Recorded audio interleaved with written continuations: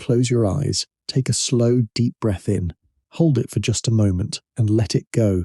Tonight we are not going anywhere modern. We are not going anywhere loud or fast or complicated. We are going somewhere ancient and beautiful, and full of the particular kind of sadness that only comes from stories that have been told for 3,000 years, because they are too true to be forgotten. We are going to Troy, not the Troy of movies and television, though those versions have their own kind of beauty. The real Troy, the Troy that Homer sang about in the 8th century before the Common Era, a city of magnificent walls and proud people, and a royal family whose choices set in motion a war that lasted 10 years and destroyed 2 civilizations, and whose aftermath shaped the entire trajectory of Western history. Tonight we are going to tell the whole story, from the very beginning, from the gods and the wedding and the golden apple, all the way to the burning towers and the wooden horse, and the last night of a city that had stood for generations and fell in a single dark morning. This is the Trojan War, one of the oldest and most complete stories that human beings have ever told about themselves.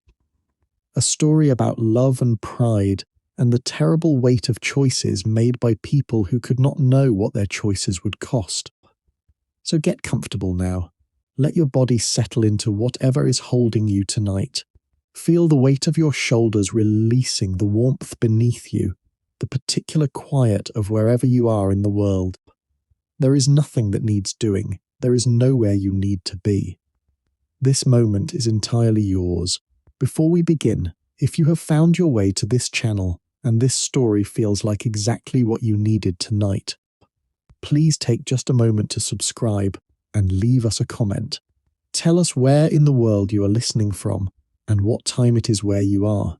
Tell us if it is raining or clear, if someone is nearby, or if you are wonderfully alone in the dark. Like this video if it carries you somewhere peaceful, and share it with anyone else who might need a long, quiet journey through the ancient world tonight. Every comment, every subscription, every share is what keeps this channel alive and keeps these stories being told. Thank you for being here. You are part of something that has been happening for 3,000 years, which is people gathering in the dark to hear this story. Now let us begin. Troy was a real city. This is the first thing to understand. Beneath the layers of mythology and epic poetry and the accumulated retellings of 3,000 years, there was an actual place on the northwestern coast of what we now call Turkey, at a point where the Dardanelles Strait connects the Aegean Sea to the Sea of Marmara. The ancient Greeks called this Strait the Hellespont, and the city that controlled it controlled one of the most important trade routes in the ancient world. Ships moving between the Mediterranean and the Black Sea, carrying grain and timber and amber and slaves, and every other commodity that ancient civilizations needed to function, all of them had to pass through the narrow waters below Troy's hill.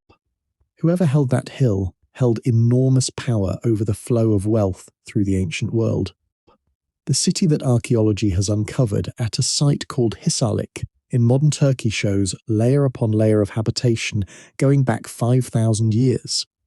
Different cities built on the ruins of earlier cities, each generation constructing its walls a little differently, each city shaped by the particular pressures of its time.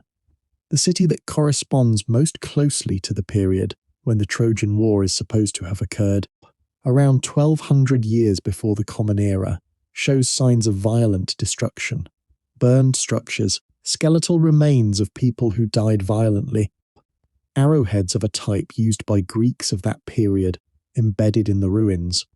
Something happened there, something significant and violent, whether it was exactly the war that Homer describes, with Achilles and Hector, and the wooden horse and the 10-year siege, we cannot say with certainty, but that something happened, that a great city on that hill was destroyed by force at roughly that time, seems to be supported by what the earth has preserved for us. What Homer gave us was not a historical document, it was something more valuable than that. He gave us a story about what it means to be human. about pride and love and grief, and the gods who watch over everything with their own interests and their own blindnesses and their own capacity for both cruelty and compassion.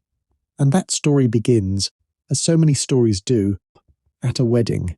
The sea nymph Thetis was one of the most powerful of the divine beings who inhabited the waters of the ancient Greek world. She was not one of the great Olympian gods who sat in council on Mount Olympus. But she was not simply mortal either. She existed somewhere in between, a being of the sea who had the power and the longevity of a divine creature, but who moved through the world in ways that brought her into contact with both gods and humans. Zeus himself had once desired her. He had looked at her with the eye that saw everything that moved through his world and found her beautiful and wished to possess her for himself. But there was a prophecy, one of those irrevocable declarations of fate that even the king of the gods could not ignore, that the son born of Thetis would be greater than his father. And Zeus understood what that meant. If he were Thetis's lover, her son would be greater than Zeus. And Zeus had himself overthrown his own father Kronos, just as Kronos had overthrown his father before him. The thought of being surpassed by his own son was something the king of the gods was not willing to risk, so the gods arranged a different fate for Thetis. She would be married not to a god, but to a mortal king. A good man, a worthy man, a man called Peleus, who ruled the kingdom of Phthia in northern Greece as, by human standards, exceptional. But he was human, and the son of Thetis and a human father, however great that son might become, would not threaten the reign of Zeus on Olympus. Thetis did not choose this arrangement. She was a divine being, and the idea of being given to a mortal was not something she would have selected for herself. But the will of Zeus was not something that even a sea nymph could resist. She submitted to the marriage, and the wedding feast that was arranged to celebrate the union of Thetis and Peleus was itself one of the most consequential events in the story of the ancient world. The wedding was held in the golden halls of Olympus. Every god and goddess was invited. Apollo played his golden lyre, the Graces danced. The wine never ran empty, and the food never ran short, and the light never faded. It was, by every account that has come down to us, a magnificent celebration. But there was one name missing from the guest list, one goddess who had not been invited. Eris was the goddess of discord and strife. She was not beloved. She was not the kind of divine presence that anyone wanted at their celebration. Where she appeared, harmony dissolved. Where she spoke, friendship fractured. She had a gift for finding the crack in any relationship, and pressing against it until the crack became a break. And so the gods and the couple who were marrying made a choice that seemed entirely reasonable. They left her name off the list. It was the most consequential mistake in the history of the ancient world. Eris heard about the wedding. She heard the music and the laughter from the edge of the divine realm, where she kept her solitary existence, and she felt the particular cold fury of someone who has been deliberately excluded. She reached into her hall and found a golden apple. On its surface she inscribed 3 simple words, "For the most beautiful," and she rolled it through the entrance of the wedding hall and let it come to rest in the middle of the celebration. The music stopped. The conversation died. Everyone looked at the apple. 3 goddesses moved toward it at the same moment. Hera, the queen of the gods, wife of Zeus, who ruled Olympus beside her husband, and whose dignity and authority commanded the respect of every divine being. Athena, the goddess of wisdom and war, born from the mind of Zeus himself, whose grey eyes saw through every illusion and whose strategic intelligence had never been matched. And Aphrodite, the goddess of love and beauty, whose presence alone could make mortals forget their own names. Each goddess was certain the apple was meant for her, and none of them was entirely wrong.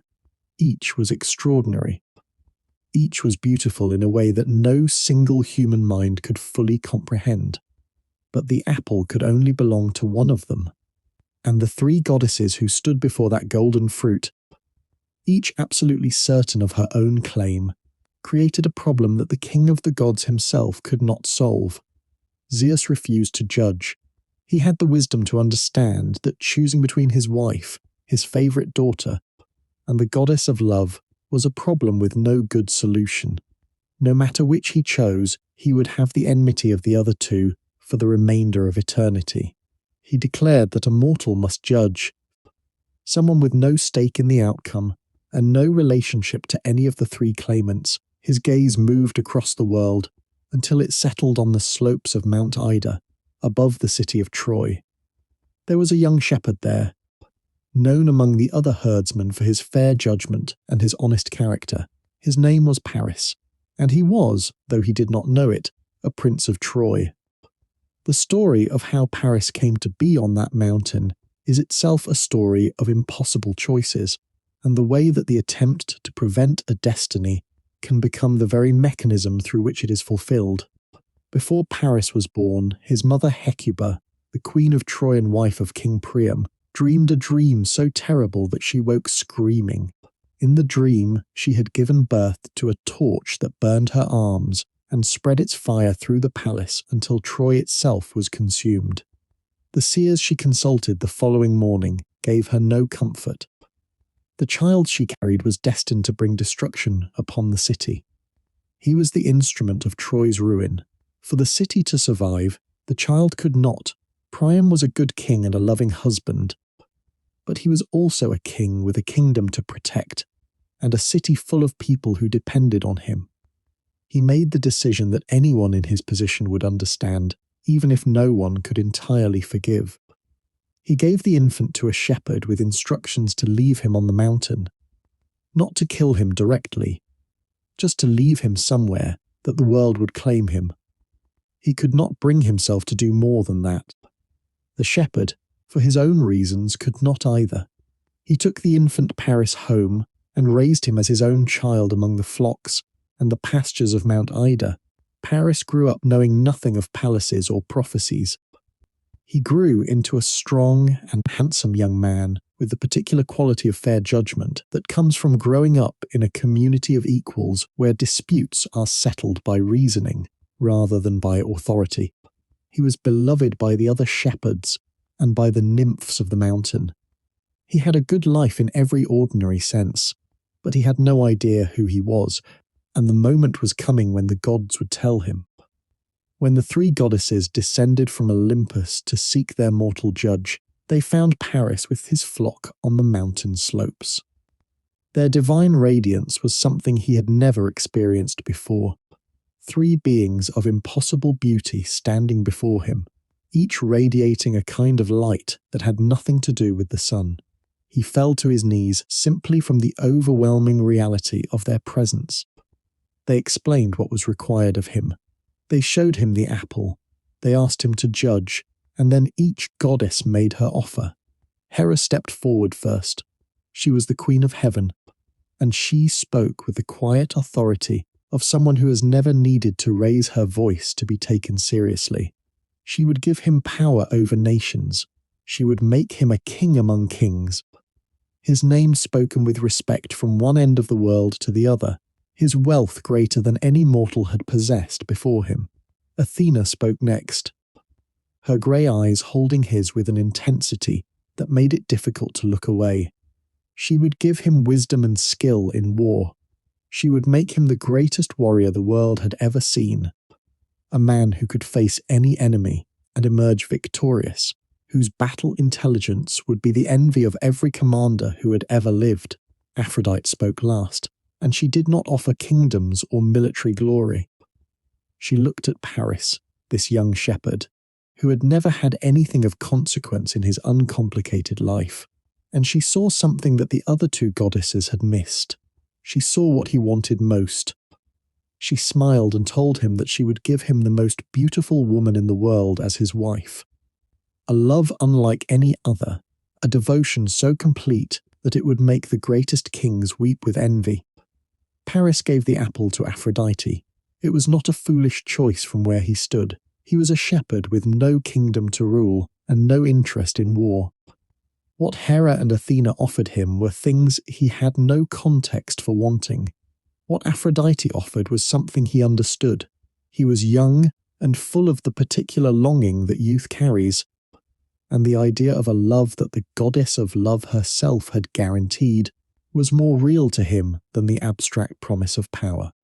But the choice had consequences that no young man sitting on a mountain with his sheep could fully understand. Hera and Athena turned away in silence. Their expressions did not change. They were goddesses, and they had long experience of maintaining composure under any circumstances. But they did not forget. They would not forget. And their support for the Greeks in the war that followed was not simply divine preference. It was personal. Aphrodite told Paris what he needed to do. There was a woman called Helen, she said. She lived in Sparta, a queen and one of the most beautiful mortals who had ever lived. She was the daughter of Zeus himself, born in unusual circumstances, and her beauty was something beyond ordinary human loveliness. She was already married to a Spartan king named Menelaus. But that was a complication that the goddess of love considered solvable. Paris needed to go to Sparta. He needed to present himself as a diplomatic visitor from Troy, and Aphrodite would do the rest. But before any of that could happen, Paris needed to discover who he actually was. He made his way down from the mountain and confronted the shepherd who had raised him, who wept as he told the truth he had carried for 20 years. Within days, Paris stood before the gates of Troy for the first time, staring up at the walls that the legends said the gods themselves had built. The walls of Troy were extraordinary. Their reputation had travelled throughout the ancient world and had, like most reputations of great things, grown in the telling. But the truth was remarkable enough without embellishment. They rose from the rocky hillside with a solidity that spoke of enormous labour and extraordinary engineering. They had been built, according to the stories that the Trojans themselves told, with the help of two gods who had been temporarily stripped of their divine power and set to work as mortal labourers as punishment for a conspiracy against Zeus. The gods were Poseidon and Apollo, and the king they served was Laomedon, Priam's father and Troy's previous ruler. Laomedon was a man of considerable ambition and very little wisdom. He wanted walls of divine quality for his city, and when Poseidon and Apollo appeared at his gates, looking for work during their period of punishment, he recognized an opportunity. They worked for a full year, their hands doing what gods can do when they choose to work, and the walls they raised were precisely what Laomedon had imagined. Tall and perfectly fitted and reinforced with divine craftsmanship that would make them resistant to everything that ordinary warfare could throw at them. When the year was over and the gods came to Laomedon for the payment he had promised, he refused to give it. He told them to leave, or he would have them driven out. The gods left, but they did not forget, and the curse they laid on Troy before they departed was one that no amount of piety and sacrifice could entirely undo. The walls would stand, they said, but they would not save the city forever. Troy would one day burn, and the bloodline of Laomedon would be the instrument of its destruction. Priam, who inherited a city with magnificent walls and a cursed legacy, was a better man than his father. He honoured the gods, governed justly, and built Troy into one of the wealthiest and most powerful cities in the region. His wife Hecuba gave him children, and other women gave him more, until the royal house of Troy was full of sons and daughters whose lives were intertwined with everything that the city was and hoped to be. The greatest of Priam's sons was Hector. He was the firstborn legitimate heir, and by every measure worthy of that position. He was tall and broad-shouldered with his mother's steadiness and his father's dignity. By the time he reached manhood, he had become Troy's greatest warrior and the commander of its armies. But more than his military skill, what made Hector exceptional was his character. He was brave without recklessness, fierce in battle and compassionate in peace. A leader who earned loyalty through the quality of his person rather than through fear. He loved his wife Andromache with a devotion that the Trojan poet celebrated. and when their son Astyanax was born, the sight of Hector holding the infant in the courtyard of the palace became one of those images that Troy would remember long after everything else had changed. But not all of Priam's children were born under fortunate stars. The dream that Hecuba dreamed before Paris's birth had been interpreted correctly. The torch that consumed the city was a child, and that child, abandoned on a mountain and raised among shepherds, had grown into the young man who now stood at Troy's gates asking to be recognized as a prince. Priam received him. Hecuba looked at the face of the young man standing before her and felt recognition stir in her chest before her mind caught up with what she was feeling. She embraced him. She had carried him for 9 months, and she had wept when he was taken from her arms, and she had spent 20 years trying not to think about what had happened to him. Whatever the prophecy said about what he would bring, he was her son. He was back. Cassandra, another of Priam's children, did not share in the joy. Cassandra had been given the gift of prophecy by Apollo, who had loved her and given her this ability in the hope of winning her affection. When she refused him, the god could not take back what he had given. He could only add a terrible condition to the gift. She would always see the truth. She would always see exactly what was coming, but no one would ever believe her. She saw Paris arriving at the palace, and she saw the fire. She saw the flames consuming everything she had grown up loving. She ran toward her father and grabbed his arms and begged him to send Paris away, to cast him out again, to believe her just this once. The guards gently removed her from the courtyard as the celebration continued. They were practiced at this. Poor Cassandra, everyone said, always seeing disaster. Always wrong. She was never wrong. Within weeks of his arrival in Troy, Paris assembled a diplomatic mission and sailed west across the Aegean towards Sparta. He was going to meet the woman Aphrodite had promised him. He did not know exactly what that would mean in practice. He knew only that the goddess had made a promise, and that he trusted her to keep it. Sparta was a different kind of city from Troy. Where Troy was wealthy and cosmopolitan, positioned at a trading crossroads and open to influence from every direction, Sparta was austere and martial, a city that valued strength and discipline above all else. Its king was Menelaus, a warrior with red hair, and a reputation for honest dealing, who had won Helen's hand in the great competition that had gathered every important man in Greece to Sparta's doorstep. The story of Helen's suitors is one of the most remarkable events in the prehistory of the Trojan War. Helen had grown up as a princess of Sparta, the daughter of Leda, and, according to the divine genealogy that the Greeks attributed to her, the daughter of Zeus himself. Her beauty was something the poets struggled to describe adequately. It was not simply the arrangement of features that made her face pleasant to look at. It was something more fundamental, a quality of presence that made everyone in a room aware of her the moment she entered it, that made conversations stop and thoughts scatter, and ordinary reality feel slightly diminished by comparison. When Helen came of age, and it became known that she was available to be courted, men came from everywhere. Kings and princes and warriors who had already built their own names into legends, all of them willing to make the journey to Sparta for the chance to be chosen by this woman who seemed to be something more than mortal, even when she moved through the ordinary world. The assembly of her suitors was such a gathering of powerful and proud men that the Spartan king who was her stepfather, Tyndareus, felt genuine fear. These were men who commanded armies. These were men whose friendship was valuable and whose enmity was dangerous. However he managed the selection, he would end with many powerful enemies. Helen's hand could only go to one man. It was Odysseus who provided the solution.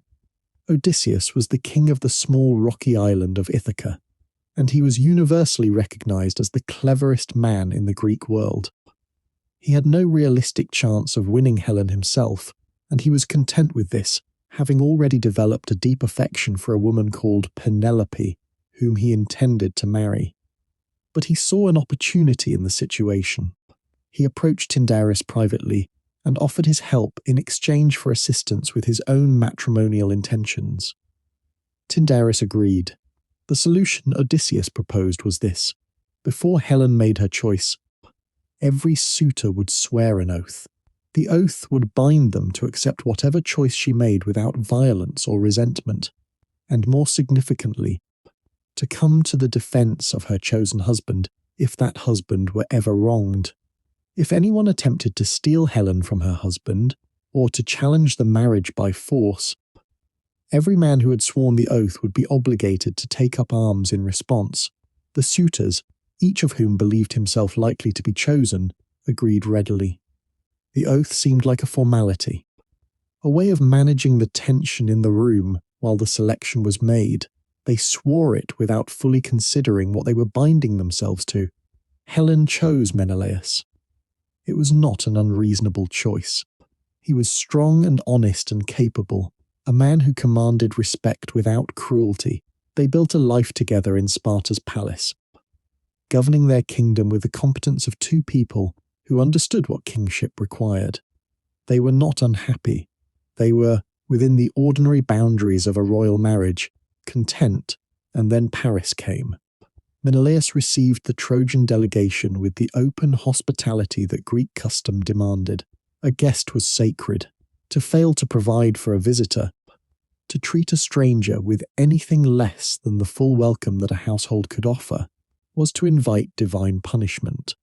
Menelaus fed Paris and his companions, housed them, showed them the palace and its treasures, took them hunting in the royal forests. He was a genuinely kind host. He trusted his guest as custom, and law said he should trust him. When an urgent summons arrived requiring Menelaus to travel to Crete for a family obligation, he left his guest behind in the palace under his wife's care. This was entirely normal. This was how hospitality worked. A guest was protected by the host's household even when the host himself was absent. What happened during Menelaus's absence has been told in many ways. Aphrodite's influence over Helen was real, according to all the ancient sources. The goddess had made a promise to Paris and she kept it. She caused Helen to look at this Trojan prince with eyes that were no longer entirely her own, to feel a pull toward him that overrode her better judgment and her understanding of what her departure would cost. Whether Helen was a willing participant or a victim of divine manipulation is a question the ancient sources themselves disagree about. The Iliad presents her with enormous complexity, sometimes as complicit and sometimes as a captive of forces beyond her control, and always with a quality of self-awareness about the destruction her presence had caused that made her one of the most interesting figures in the entire tradition. Whatever the full truth was, on a dark night while the palace slept, Paris and Helen left Sparta together. They took gold from the treasury and made their way to the waiting ships on the beach. By the time the alarm was raised and the Spartan guards gave chase, the ships were already on the water and moving fast. Some men died on that beach in the confusion. The first blood of what would become the Trojan War was spilled before anyone had fully understood what was happening. When Menelaus returned from Crete and found his wife gone and his treasury raided and his guests' ships disappeared over the horizon, he understood immediately what had happened and what it required of him. He went to his brother Agamemnon. Agamemnon was the most powerful king in the Greek world. He ruled Mycenae from a palace whose walls were so massive that later generations would say only the mythological giants called Cyclopes could have built them. His treasure was legendary, his army substantial, his influence extending across the Greek world through a combination of genuine power and the careful cultivation of alliances. When he spoke, other kings listened. When he assembled a coalition, it had real force behind it. Menelaus's outrage was Agamemnon's opportunity. He had his own reasons for wanting to bring Troy to heel, having observed for years the wealth that the city drew from its control of the Hellespont Strait. A Trojan War was not simply about one man's stolen wife. It was about power and trade, and the ambition of a great king who saw in this insult to his brother the justification for a military campaign that he had been looking for, messengers went out across the Greek world, carrying the news of Paris's violation of the laws of hospitality and invoking the oath of Tyndareus. Every man who had sworn to defend Helen's husband against any threat was now obligated to answer. The summons went to Pylos, where old King Nestor lived, a man who had sailed with Jason and the Argonauts in his youth, and who remembered 3 generations of heroes. It went to Salamis, where the giant Ajax lived, a man whose physical strength was so extraordinary that he carried a shield the size of a tower that no other warrior could even lift. It went to Argos, where the young King Diomedes was already establishing a reputation for military brilliance that would grow to rival Achilles himself. But of all those bound by the oath, 2 were especially difficult to recruit, and their stories illuminate everything important about the men who would fight the Trojan War. Odysseus of Ithaca had the most to lose. He was newly married to Penelope, who had only recently given birth to their son Telemachus. He was a king of modest means but exceptional intelligence, who had no quarrel with Troy and every reason to stay at home. When the messengers came to Ithaca, they found Odysseus ploughing his fields with mismatched animals, an ox and a donkey yoked together, scattering salt instead of seeds, muttering to himself like a man whose mind had unravelled. It was a performance, an attempt to convince the summoners that a madman could not be held to an oath. But Palamedes, one of the envoys, was not deceived. He placed the infant Telemachus directly in the path of the plough. Odysseus swerved without hesitation, and the facade dissolved. He was the cleverest man in Greece, and he had been caught. He honoured the oath. He wept when he kissed Penelope goodbye, and held his son one last time, and he sailed for the gathering. Achilles was a different problem entirely. His mother Thetis, who had married the mortal Peleus, and borne the son whose destiny she had tried to reshape at the river Styx, had received the prophecy clearly. Her son would die at Troy. The choice that faced Achilles was not one he had made yet, but one she was determined to make for him. She hid him on the island of Skyros, dressed as a girl among the daughters of the local king, hoping to keep him from the war until the fleet had sailed without him. Odysseus found him anyway. He arrived at Skyros as a merchant with goods to trade, and among the jewellery and fine cloth he spread before the royal women, he placed a sword and a shield. When a war horn sounded from outside, every girl in the room screamed and scattered. One of them reached for the weapons. Achilles looked at Odysseus and saw, in the older man's expression, that the game was over. His golden hair and his face, full of a beauty that his disguise had not diminished, looked back at the king of Ithaca with a recognition that was almost relief. He had never truly believed his mother's plan would work. He was his mother's son in his sea-bright nature and his sea-deep emotions, but he was his father's son in his body and his hunger for glory. He was a warrior. He had been one since childhood, trained by the centaur Chiron on the slopes of Mount Pelion, where he learned music and healing and the arts of war with equal intensity. He could play a lyre as beautifully as he could drive a spear.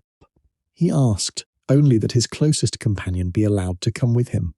Patroclus had been his companion since childhood, exiled from his own home over a boyhood accident and taken in by Peleus, who raised him alongside his own son. They had grown up together, trained together, understood each other in the wordless way that people who have shared formative years sometimes develop.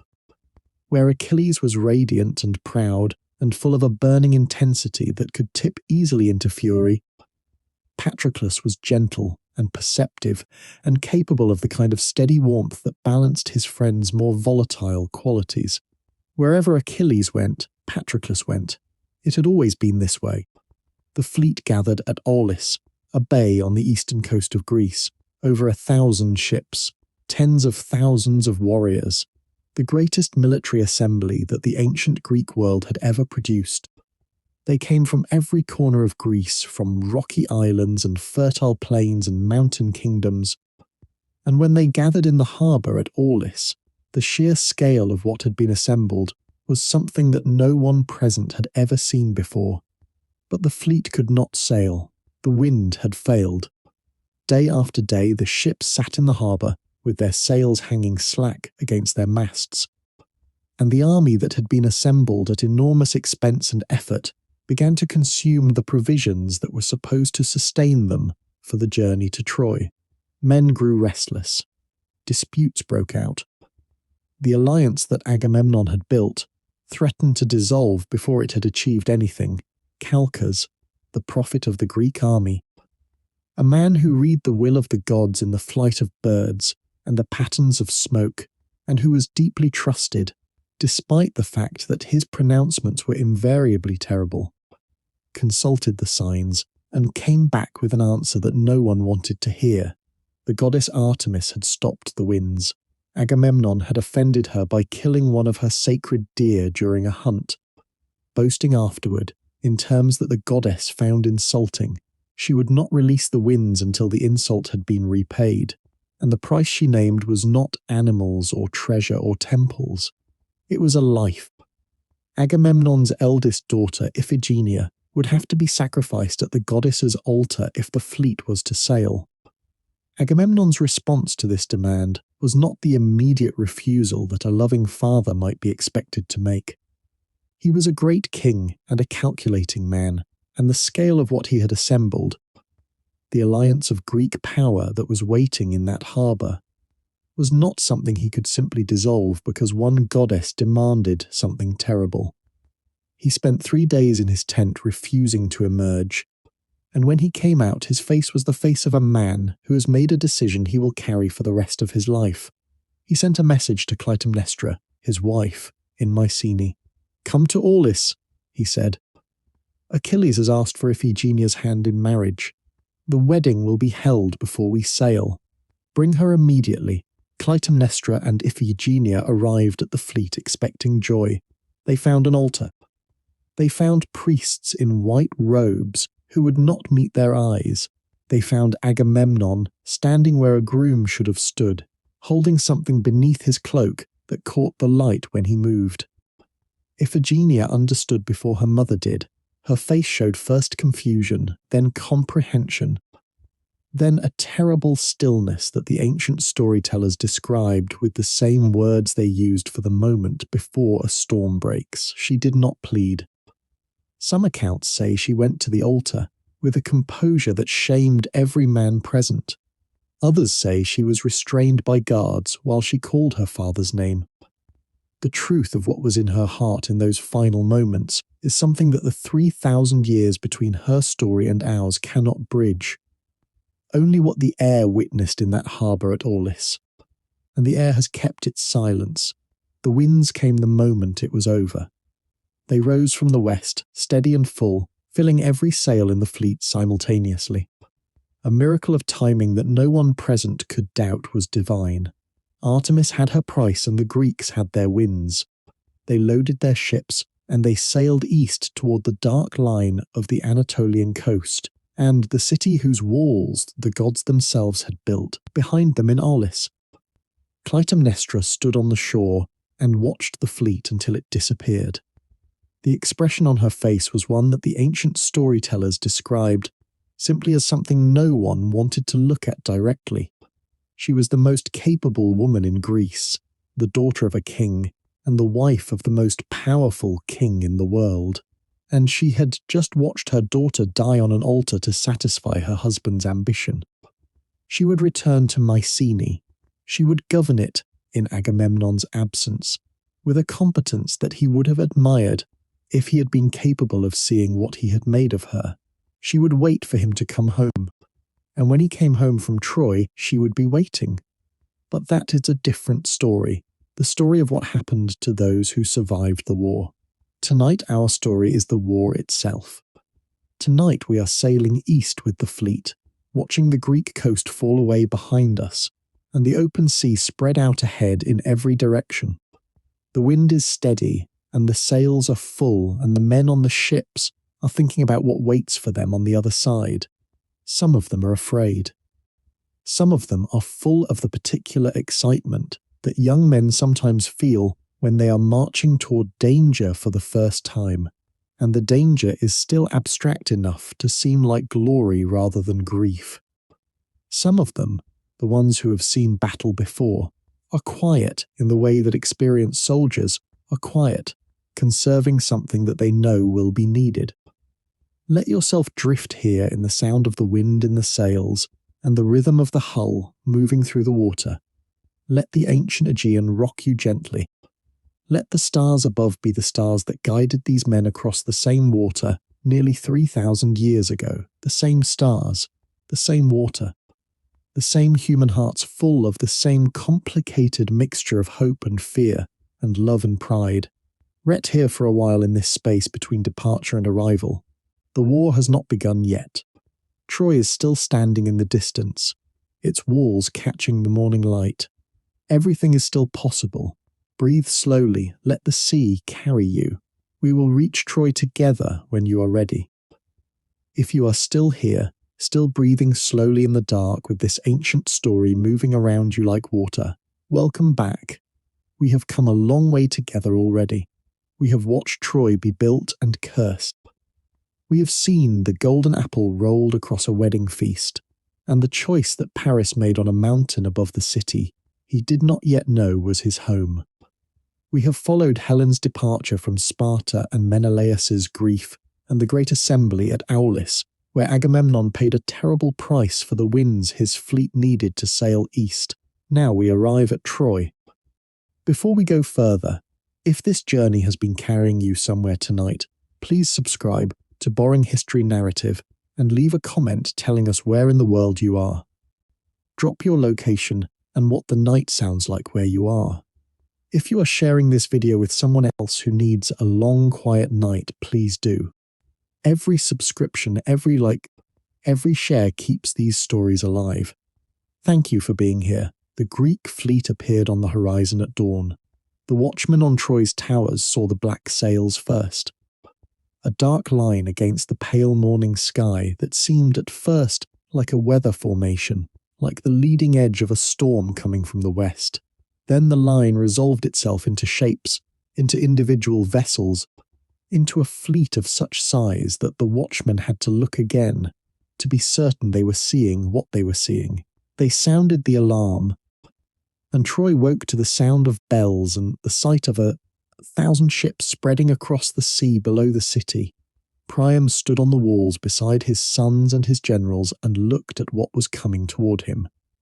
He was an old man by this point, white-haired and careful in his movements, but his mind was still clear, and his understanding of what he saw was exact. This was the full weight of the Greek world, assembled and disciplined and pointed at his city.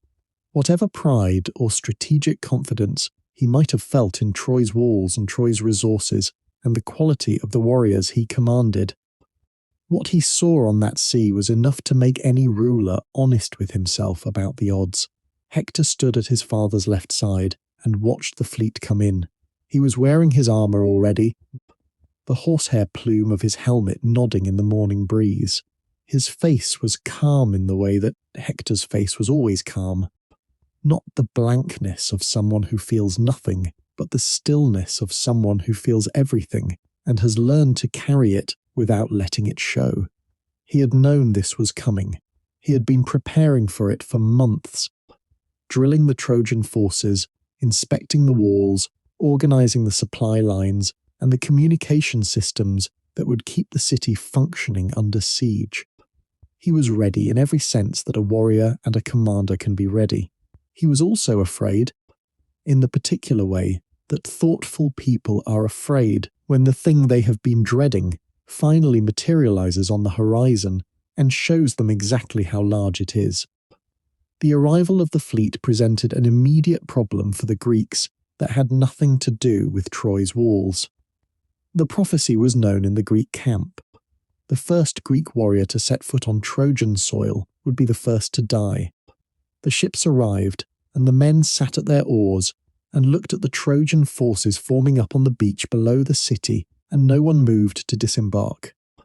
Every man was waiting for someone else to take the step that would begin the war and end their life. Then a man stood up. His name was Protesilaus, a prince from Thessaly in northern Greece, one of the many who had sworn the oath of Tyndareus and come to honour it. He was not the greatest warrior in the fleet. He was not even particularly famous before this moment. But in that moment of collective hesitation, something in him refused to sit still while the war waited for someone to begin it. He ordered his oarsmen forward, and when the ship's prow ground into the beach, he leapt over the side, before the ramp was even lowered. He hit Trojan earth running. His spear found the first man who came at him, then a second, then a third. For a few extraordinary moments, one Greek warrior drove a line of Trojan defenders backward simply through the force of his momentum and his lack of apparent concern for his own survival. The watching Greeks, shamed by what they saw, began to disembark.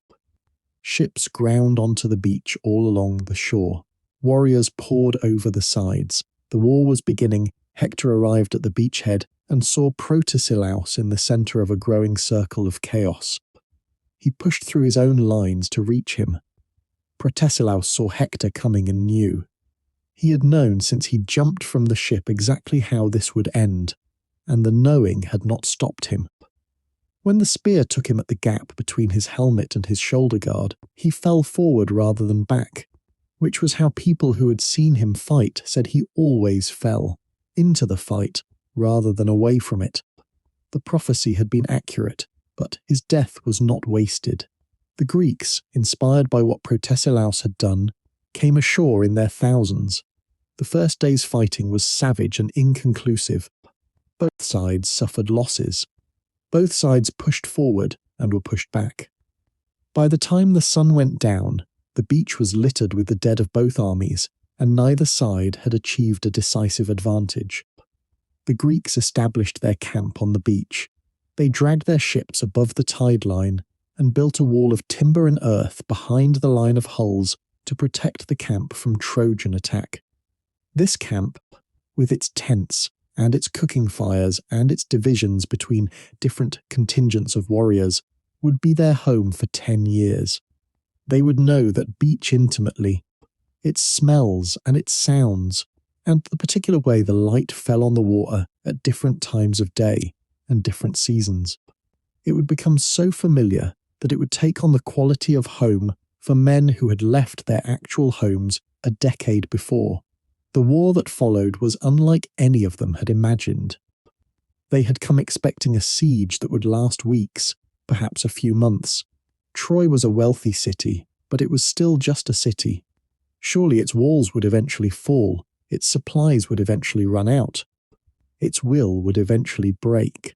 What they discovered instead was a city whose walls were genuinely extraordinary, whose resources were substantial, whose people were fighting with the particular intensity of people defending their home, and whose main warrior was Hector.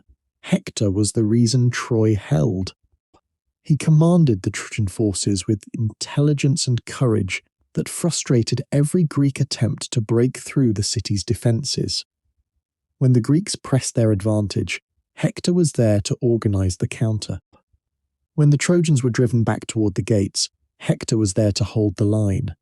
He fought in the front ranks personally, leading by example in a way that inspired his men to levels of resistance they might not have sustained under a leader who directed from a safe distance. The Greeks could not take the city by direct assault. The walls were too strong, and the defenders too determined. They settled into a war of attrition, raiding the surrounding countryside and the allied cities that supplied Troy with provisions and reinforcements, cutting off the trade that had made Troy wealthy, trying to strangle the city slowly. Achilles led most of these raids, taking his Myrmidons, the elite warriors from Phthia, who answered to him alone, on expeditions along the coast that brought back plunder and captives and accomplished the gradual erosion of Troy's support network. 9 years. The war lasted 9 years before the events that Homer places at the centre of the Iliad. 9 years of fighting on a plain below walls that would not fall. 9 years of men aging on a beach far from home while their children grew up without them and their wives managed households alone, and their kingdoms were administered by whatever arrangements could be improvised in the absence of their kings. The Greeks were not entirely unsuccessful in this period. They were not being beaten, but they were not winning either. They were enduring a kind of war that wears at people in ways that no single battle can, a grinding continuous pressure that changes the character of everyone who sustains it. Men who had sailed from Greece, full of the particular brightness that youth and excitement produce, had become something older and more careful. They had learned to live with the constant presence of death in ways that the civilians back home could not entirely understand when they tried to explain it. The gods watched all of this and could not stay entirely out of it. Divine neutrality in the Trojan War was never really possible, because the gods had their own grievances and their own favourites, and the conflict on the plain below Troy touched too many of their interests. Hera and Athena, still furious with Paris for the judgment he had rendered on Mount Ida, supported the Greeks with whatever interventions they could manage, while avoiding direct defiance of Zeus's attempts to maintain some kind of divine order. Apollo, the patron of Troy, whose temple stood within the city walls, and who had helped build those walls in the first place, protected his city and its warriors with gifts of divine inspiration in moments of crisis. Aphrodite, who had started all of this, watched over Paris with a protective attention that other warriors found both remarkable and somewhat undignified. Poseidon's allegiances were complicated. Ares went where the fighting was worst, because that was his nature. In the 10th year of the war, the Greeks made a mistake that nearly destroyed them from within. A priest of Apollo named Chryses had a daughter called Chryseis, who had been captured in one of Achilles' coastal raids and had been assigned to Agamemnon as part of the distribution of plunder. The girl had done nothing to deserve her situation. She was simply in the wrong place when the Greeks came through. Her father came to the Greek camp carrying a ransom of considerable value, asking for her return, invoking the name of Apollo, whose priest he was. Agamemnon refused him. He refused in terms that went beyond simple military practicality into something that suggested he enjoyed the humiliation involved in refusing an old man who had come to beg for his daughter. He told the priest to leave. He told him that Chryseis would grow old in his house in Argos. He told him to go before his patience ran out entirely. The old man walked back across the beach to the shore, and there he knelt in the sand and raised his hands to the sky and prayed to Apollo with the precise and focused prayer of someone who has served a god faithfully for a long time and is collecting on that service now. Apollo heard him. For 9 days the god's silver arrows fell on the Greek camp, and for 9 days men died, first the animals and then the people, in a plague that moved through the camp with merciless efficiency. The funeral fires burned without stopping. The smoke was visible from Troy's walls, and the Trojans, who saw it, whispered to each other that the gods were punishing their enemies, though they did not know what the Greeks had done. On the 10th day Achilles called the assembly, and Calchas the prophet told the truth that everyone had begun to suspect. The plague was Apollo's punishment for the insult to his priest. The girl would have to be returned, freely and without ransom, for the god's anger to be appeased. Agamemnon was furious. He announced that he would return the girl, but that he would take another man's prize in replacement. He announced that he would take Briseis, who had been assigned to Achilles. What followed was the confrontation at the centre of the Iliad. Achilles and Agamemnon, face to face in front of the assembled Greek army, each man's pride stretched to its limit. Achilles had a temper that had no equal in the Greek world, a fury that came on him quickly and completely, and that made him capable of things he regretted later. He felt the insult to his honour with an intensity that modern sensibilities might not entirely comprehend, because in the ancient Greek world, Honor was not simply a matter of personal feeling, but a practical social currency, and to take a warrior's prize publicly was to announce that his standing in the community was worth nothing. Athena descended from Olympus at the exact moment when Achilles' hand moved toward his sword. She appeared behind him and seized his golden hair, visible only to him, and told him in the quiet voice of absolute authority that he should not draw the blade.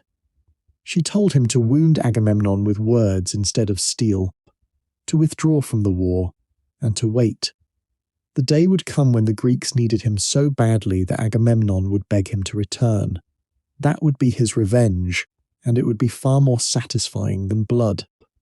Achilles sheathed the sword.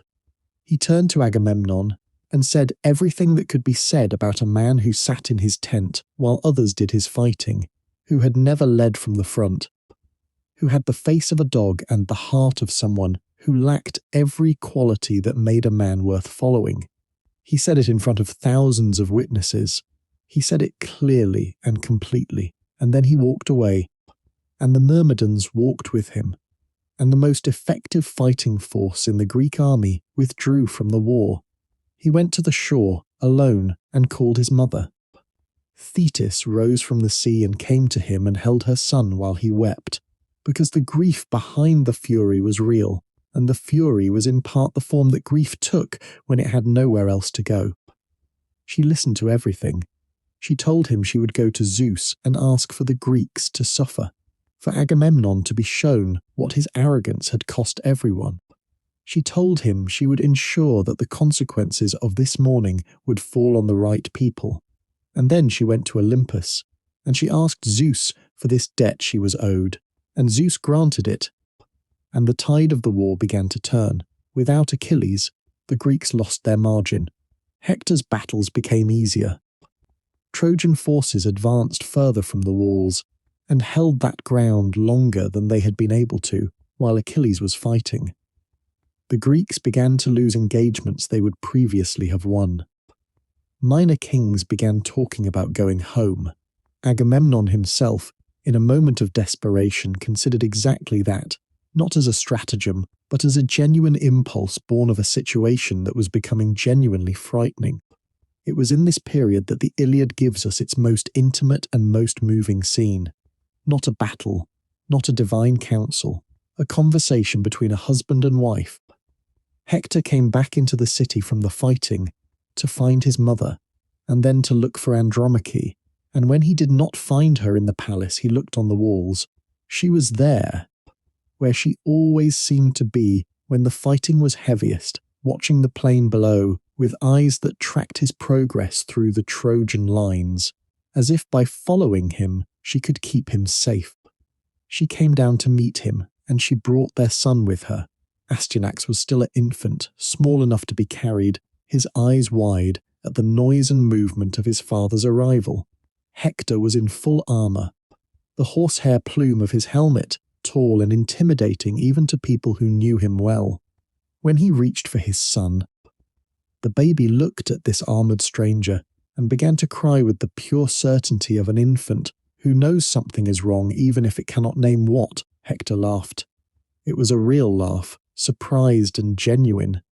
The laugh of a man who has been carrying the weight of a war and has been briefly released from it by the small comedy of his own child not recognizing him. He removed his helmet and set it on the ground beside him, and reached for Astyanax again, and this time the baby quieted and looked at his father's face, with the expression of an infant, making the slow, complex calculation of recognition. Hector held his son, and he spoke to the gods. He asked them for this child what he had been given himself, a life of accomplishment and honour, and the kind of death that left something worth remembering. He was asking for something he was already beginning to suspect would not be available to him. Not for himself, but for his son. He was asking the gods to let his child have the future he himself would not reach. Andromache watched him, and she understood everything he was not saying. She had grown up in a city called Thebe, and she had watched Achilles destroy it. Her father and all her brothers had died in that raid. Her mother had died later of grief, Andromache believed, though grief took the form of illness, and no physician could say which was the cause. Troy had given her a husband and a child and a home. If Troy fell, she had nothing. There was no other city for her to retreat to. There was no family to return to. What stood between her and absolute desolation was the man standing before her, holding their infant son with his war helmet sitting in the dirt at his feet. She told him that his honor would kill him. She told him that she needed him alive, more than Troy needed him heroic. She asked him to fight from the walls, to use archers and strategy, to let the war come to him, rather than carrying himself into its worst places. She said it clearly, and without the kind of diplomatic softening that might have made it easier for him to dismiss. He told her that he could not do what she was asking. He could not lead from behind. He could not ask his men to take risks that he was unwilling to take himself. What kind of example would that set? What kind of man would that make him in his own understanding of himself, which was the only understanding that ultimately mattered? He told her that he was afraid too, that he feared for her and for Astyanax more than he feared his own death, that the thought of what would happen to them if Troy fell was the thing that haunted him most. But the war was not going to resolve itself, and hiding from it was not going to protect anyone. They embraced with the particular tenderness of people who understand that their time together is limited, but who cannot say so directly. When Hector put his helmet back on and walked through the city gate back toward the plain, Andromache climbed to the highest point of the walls she could reach, and watched him go. Her women gathered around her, weeping, though they could not have said with certainty what they were weeping for. Not yet. But they felt it. The weight of something ending. The war continued without significant change in direction for a while longer. Hector fought brilliantly. The Greeks struggled without their best warrior. The gods intervened on both sides with their usual mixture of genuine care and self-interest. Individual heroes had their moments of extraordinary achievement and their moments of terrible loss. Then Agamemnon made an overture toward Achilles that was magnificent in its excess and entirely inadequate, given what Achilles actually wanted, which was not treasure but acknowledgement. He offered gold and women and cities, and the hand of his own daughter in marriage, and Achilles refused everything. Not because the gifts were insufficient in material terms, but because Agamemnon still could not bring himself to say the simple words that would have settled the matter. He could not say that he had been wrong. He could apologize through gifts while maintaining the essential position that his judgment had been correct. And that was not enough. Achilles stayed in his tent. His Myrmidons stayed with him, and the war ground on without them. The moment that changed everything was not a battle. It was a conversation. Patroclus, who had watched the Greeks suffering for weeks, and who felt every death among men he knew as a personal loss, came to Achilles at his tent door and asked for what he had never asked for before. He asked to wear Achilles' armor into battle. The Myrmidons needed someone to lead them. The Greeks needed a rally point. If the Trojans saw the armor of Achilles, they would believe Achilles had returned, and the fear of him would do as much work as his actual presence. Just the armor, just a few hours, just enough to push the Trojans back from the ships, which they had finally reached and were in danger of burning. Achilles agreed. He told Patroclus to drive the Trojans back from the ships and then to stop. Do not pursue them to the city. Do not press the advantage further than that. Come back when the ships are safe. Patroclus gave his word. He dressed in Achilles' bronze and took Achilles' spear, the only piece of the great warrior's equipment that he could not carry, because no one else had the strength to use it. And he led the Myrmidons into battle with all the pent-up energy of men who had been sitting on the sidelines watching their friends die for weeks. The effect on the Trojans was exactly what they had hoped. The sight of the armor, the terrible certainty that Achilles had returned to battle, ran through the Trojan ranks like a cold wind. Men who had been pressing forward found reasons to pull back. The fear of Achilles was an old fear, refined by years of watching what he was capable of, and it worked even when the man inside the armor was someone else. Patroclus drove them back. The ships were safe within hours. He should have stopped. He had promised to stop. But the battle was going well, and the Trojans were in retreat, and the city of Troy itself was there on the hill above the plain. And something in Patroclus that day could not stop when stopping meant leaving that city standing for another winter while more Greeks died in the grinding siege. He kept going. Apollo saw what was happening. The god who protected Troy could not allow this momentum to continue. He knocked Patroclus's helmet from his head and struck his back between the shoulder blades, and a Trojan warrior named Euphorbus drove a spear into him from behind, and Hector, who came last, delivered the killing blow. Patroclus died looking up at the sky with the knowledge of what his death would cost. He had broken his promise. He had not stopped when he said he would, and now the most important person in Achilles' life was going to bear the consequence of that failure, and there was nothing left to do about it.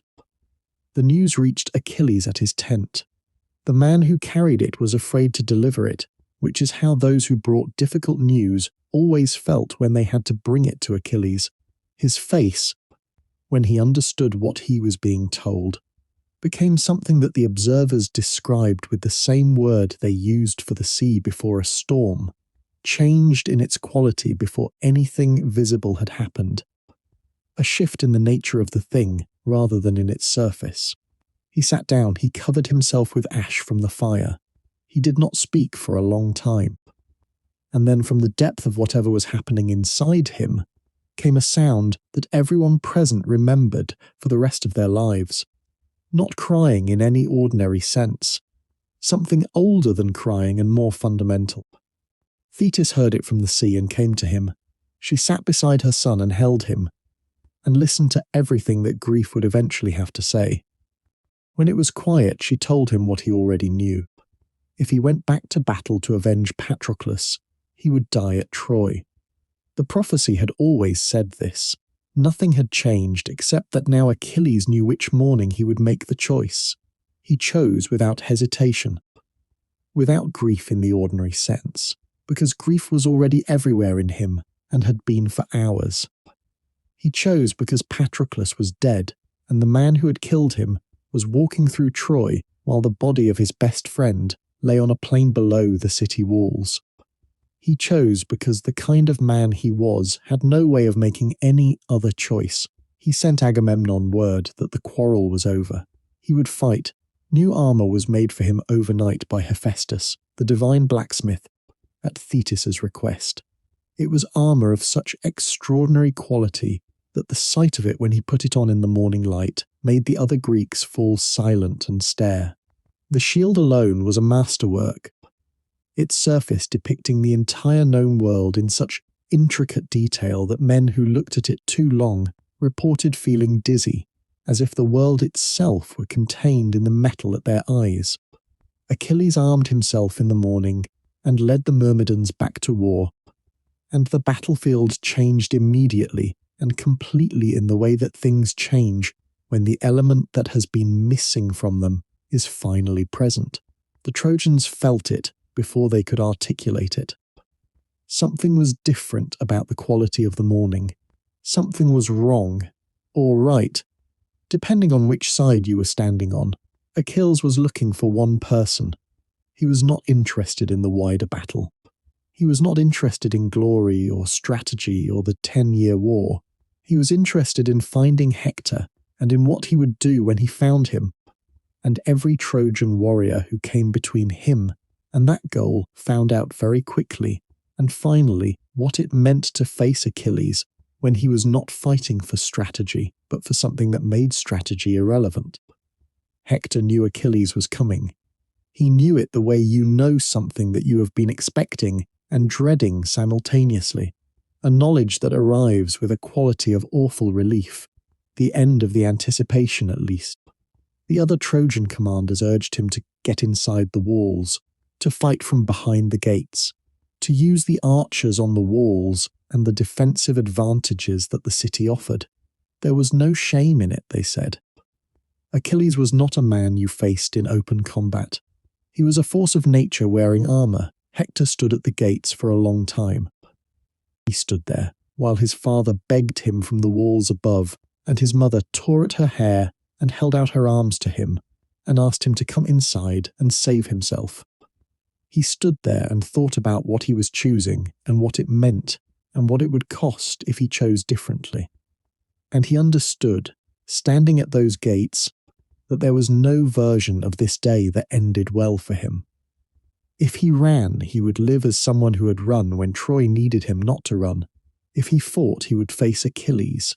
He knew what the odds were. He knew them with the precision of a man who had spent a decade watching Achilles fight.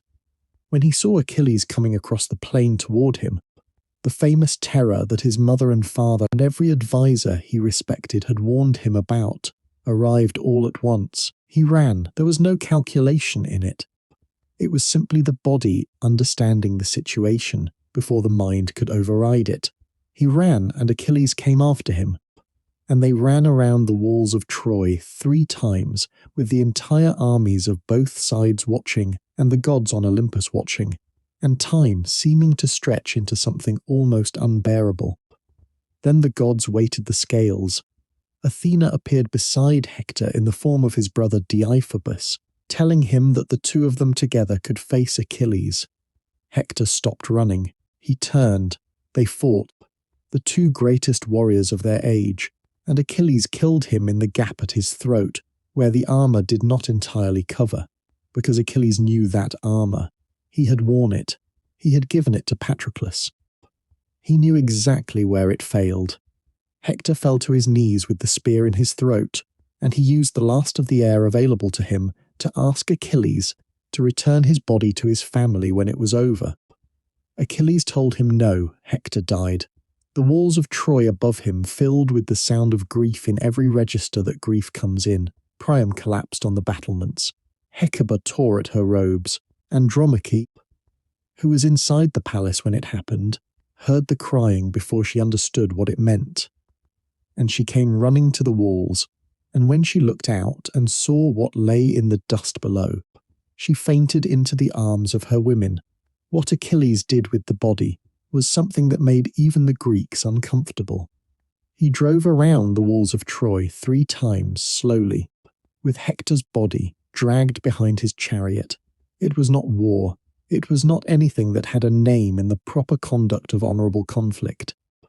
It was grief expressing itself in the only language available to a man who had lost too much and had no other way to make the world acknowledge it. He would do this for 11 days. Let us rest here in the darkest part of this story.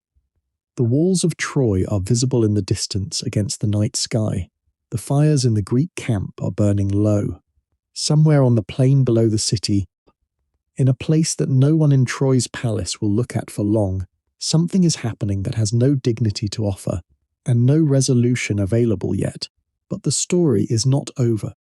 Priam will leave the palace tonight and cross the Greek lines alone. And there will be, in the middle of all this terrible destruction, a moment of something that is not easy to name, but that is one of the most moving passages in all of ancient literature. Let yourself breathe slowly in the quiet before that moment arrives. Let the ancient night settle around you. Let the stars be the stars of the ancient world, unchanged, watching everything that passes beneath them with their particular long patience. We will find our way through to the other side /sleep if you need to. The story will be here. If you are still here in the dark, still breathing, still letting this ancient story move through you, then you have come through the hardest part of the night. We have watched Hector fall. We have watched Achilles drag his body around the walls of Troy in the extremity of a grief that had no other expression available to it. We have sat with the darkest hours of the war. Now something remarkable is about to happen. Something that has been remembered and retold for 3,000 years not because it is dramatic in the way that battles are dramatic, but because it is true in the way that very few human moments manage to be true completely. An old king is going to leave his palace alone in the middle of the night and cross the lines of an enemy army to kneel before the man who killed his son. But first, if you are finding comfort and rest in this long journey through the ancient world, please subscribe and leave us a comment. Tell us where you are in the world and what time it is. Tell us what brought you to this story tonight. Share this video with anyone else who needs a long, quiet night in the company of something old and true. Thank you for being here and for keeping these stories alive. On Olympus, after 11 days of watching Achilles drag Hector's body around the walls of Troy every morning and throw it in the dust every evening, the gods had had enough. Apollo argued most forcefully. Hector had been a pious man who honoured the gods faithfully throughout his life. To allow his body to be treated this way was to allow an injustice that undermined the entire divine order. Even Hera, who had supported the Greeks throughout the war, found herself without the will to defend what was happening. Zeus sent Thetis to her son. She found Achilles at his tent, sitting by the cooling fire, with the hollow expression of someone who has been awake too long and grieving too hard and has reached a place beyond ordinary exhaustion. She sat beside him, and she told him gently and without apology that the gods were displeased. She told him that he must accept a ransom for Hector's body and return it to his family. Achilles was quiet for a long time. Then he nodded. Something in him had been waiting for permission, not to stop grieving, which was not possible, but to stop expressing it through this particular act that was not reaching anywhere he needed to reach. In Troy, Priam was preparing to do something that everyone around him, including Hecuba, his wife and queen, understood to be extremely dangerous and possibly fatal. He was going to go to the Greek camp, alone, in the night. He was going to bring a ransom of gold and silver, and fine cloth, and he was going to ask Achilles for his son's body. Hecuba begged him not to go. She told him that Achilles was not a man who responded to appeals. She told him that going alone was madness, that if Achilles did not kill him, any Greek soldier who spotted an old man wandering through the camp with a cart full of treasure would simply take the treasure and kill the old man. She reminded him that she had lost enough sons already, and could not bear to lose him as well. Priam listened to everything she said. He agreed with most of it, and then he went anyway, because he was a king and a father, and there was nothing left in the world that mattered to him more than giving Hector the funeral that Hector deserved. And he was old enough that the risk of his own death had begun to feel like a smaller consideration than it once had. He loaded the wagon with the ransom. He drove out of the city gates in the deep dark of the night, when even the sentries on the walls were drowsy, and the plain below the city was as quiet as it ever got. Hermings sent by Zeus to ensure that this strange journey would reach its destination materialized beside the wagon in the guise of a young Greek soldier. He told Priam he would guide him safely through the enemy camp. Priam looked at this young man and thought there was something about him that was not quite ordinary in the way that ordinary young men are not quite ordinary, and accepted the help without asking too many questions. They moved through the Greek camp like shadows. When sentries came close, the young man who was Hermes made small gestures, and the sentries turned their attention elsewhere. When dogs began to bark, the sound died in their throats. They reached the tent of Achilles without incident, and there Hermes told Priam that this was as far as he could go, and let his disguise slip just enough for Priam to see what he actually was, and was gone. Priam pushed through the entrance of the tent. It was large inside, lit by oil lamps, with the kind of functional clutter that a warrior's living space accumulates over a decade of campaign. Achilles was at a table with food he had not finished eating. Several of his companions were nearby, but stepped back when the king entered, responding instinctively to the quality of what was happening. understanding that this was not a moment for anyone else to occupy. Priam crossed the tent without stopping. He knelt at Achilles' feet. He took both of Achilles' hands in his own, the hands of the man who had killed more of his sons than he could count, the hands that were still stained with the particular residue of the war, and he brought them to his lips. He kissed them, and then he spoke. He told Achilles to think of his father, Peleus, old and waiting in his palace in Phthia, hoping every day for news that his son had survived, afraid of the message that would tell him otherwise. Peleus had the comfort of knowing his son was alive, Priam said. At least he had that. But here was Priam, who had had 50 sons, and whose son was lying in the dirt outside this tent, and who had done what no king should have to do, which was to humble himself completely before the man who killed his child. Because what else was left to him? He asked for the body. He asked for the right to bury his son properly. He said he would pay whatever was asked. He said that he had kissed the hands of the man who had killed Hector, and that this was what a father did when a father had nothing left. The tent was completely silent when he finished speaking. Achilles looked at this old man kneeling before him. He thought about his own father.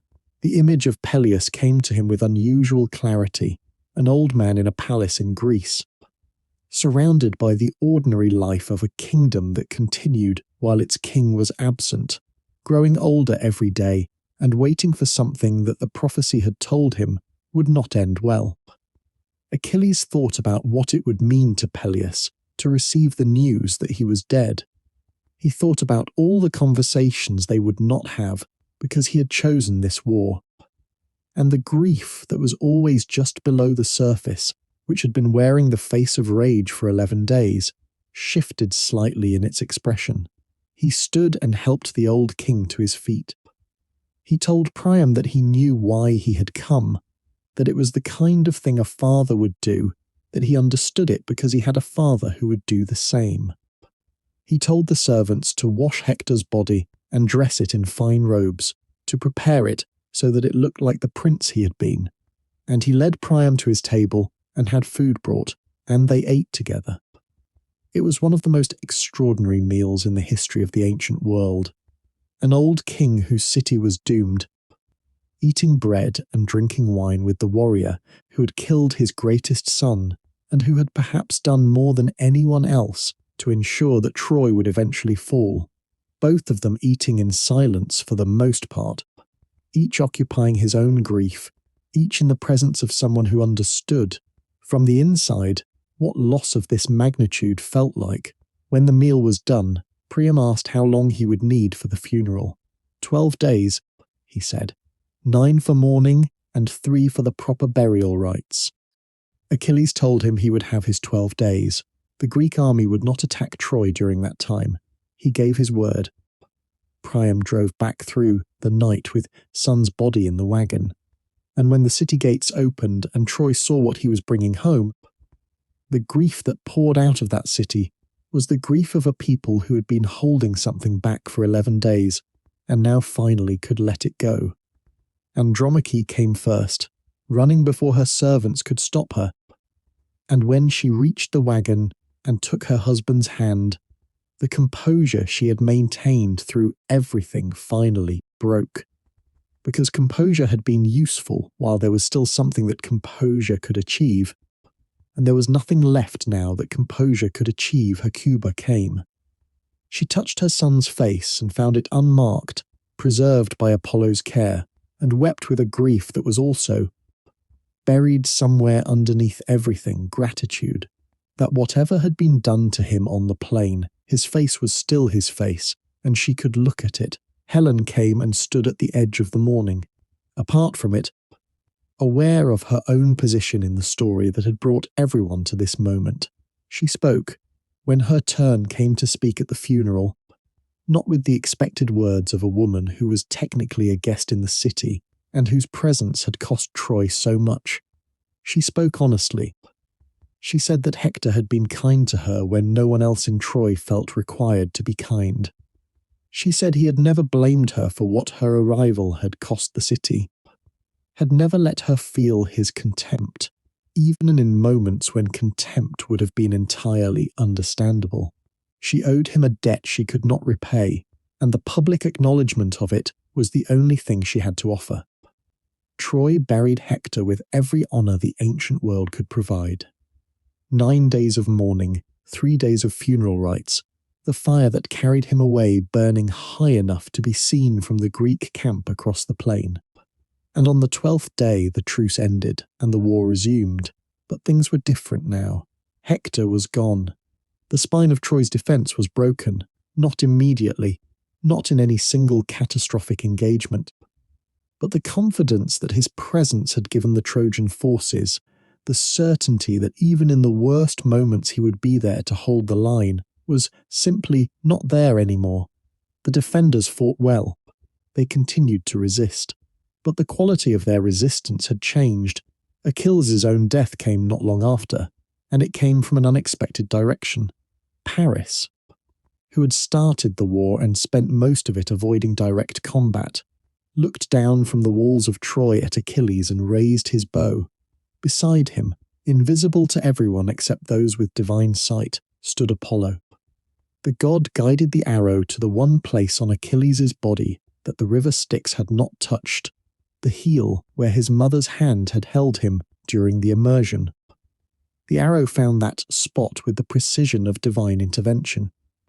Achilles died with the particular irony of a man who had been invulnerable everywhere except the one place that was finally found. The Greeks gathered his body and held a funeral of extraordinary scale and grief. He was buried with Patroclus, their ashes in the same golden urn, as close in death as they had been in life. Thetis came from the sea with her fellow sea nymphs and mourned her son in the way that divine beings mourn, which is to say without the comfort of any theology that promises reunion or afterlife, with only the simple and complete knowledge that what was loved is gone. With Achilles dead and Hector dead, and the war in its 10th year, the Greeks faced a question that they had been avoiding.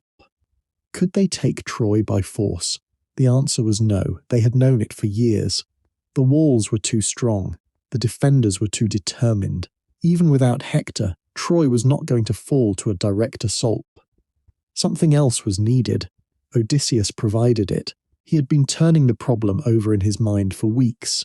The way he turned every problem, looking at it from every angle, examining every assumption, asking what other approaches might exist that no one had yet tried. He gathered the Greek commanders, and he told them what he had worked out. The walls could not be breached, therefore the army had to go through the gates. For the army to go through the gates, the Trojans had to open them. For the Trojans to open them, they had to believe that what was outside the gates was not a threat.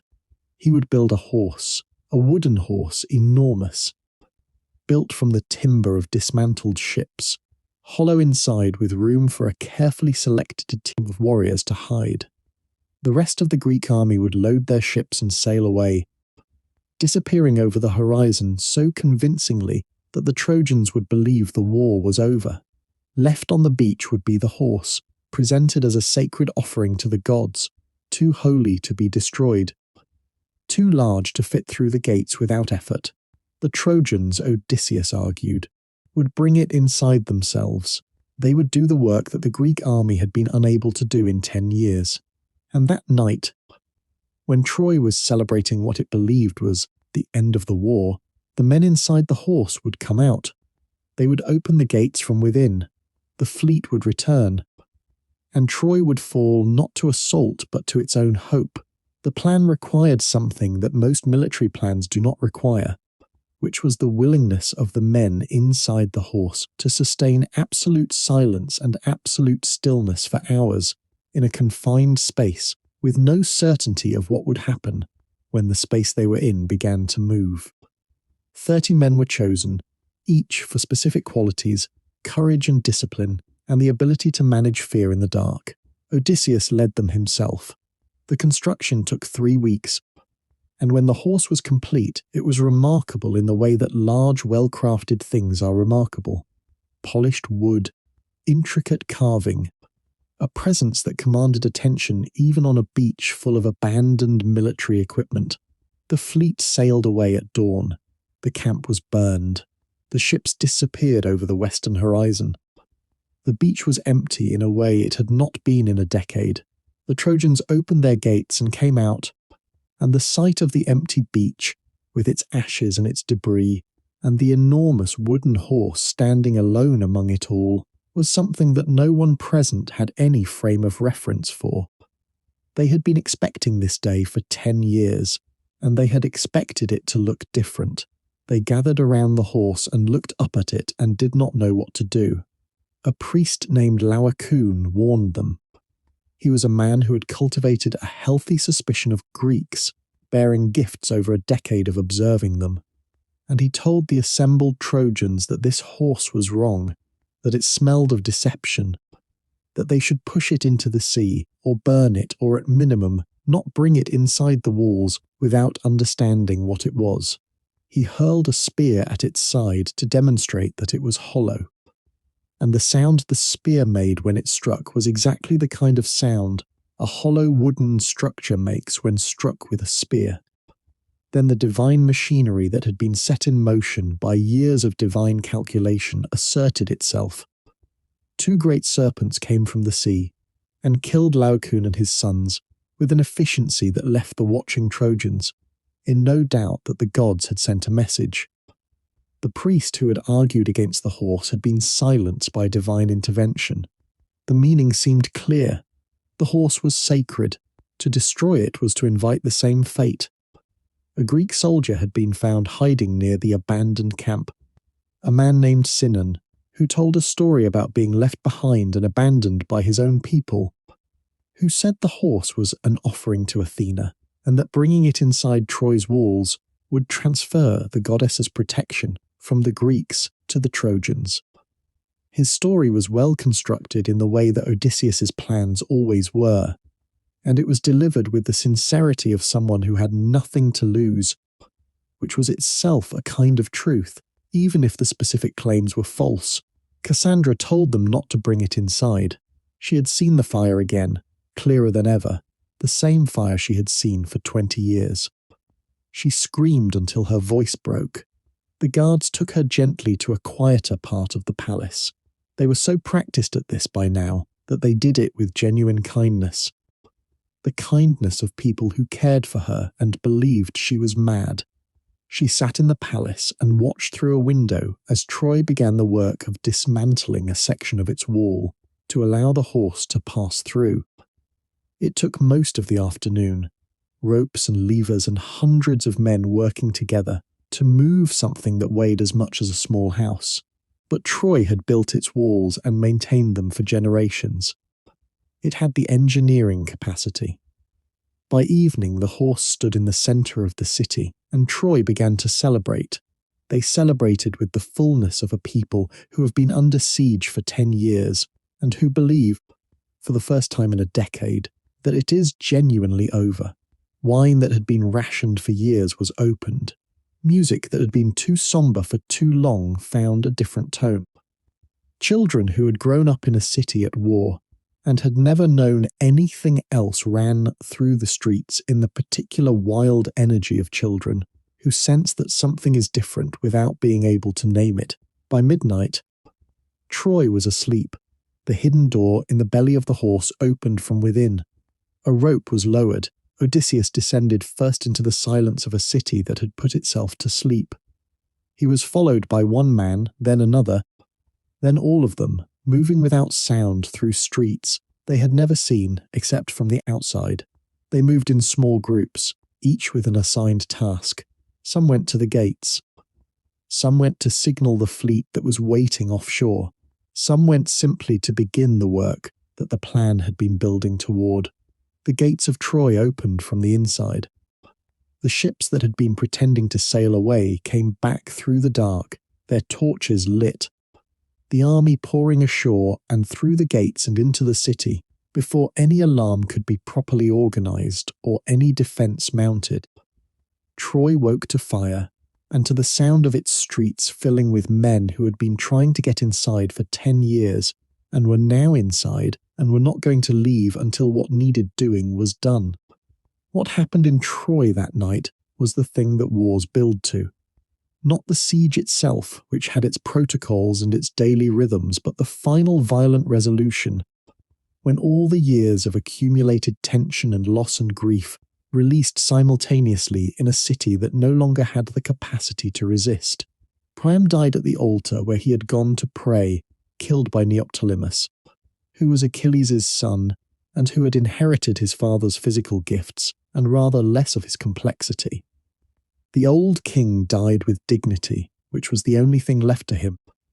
Hector survived to face the enslavement that fell to the women of a conquered city, a queen who had watched everything she built and loved be destroyed, and who continued to exist afterward in the way that people continue to exist when their capacity for ending has been denied them. Andromache was taken, her son Astyanax, the child whose birth had made Hector remove his helmet in the courtyard and laugh at his own frightening appearance, died at the hands of men who could not allow a son of Hector to grow to manhood. The ancient logic of conquest was brutal in ways that the ancient world did not often permit itself to sentimentalize. She survived this too, the way Hecuba survived, because survival was not always chosen and not always a mercy. Helen was found by Menelaus in a room in the palace. He had gone there with clear intentions that had formed and hardened over 10 years of war. He raised his sword. He looked at her face. Helen was older than she had been in Sparta. She had watched 9 years of war from behind Troy's walls, with the knowledge that her departure from Sparta had set everything in motion.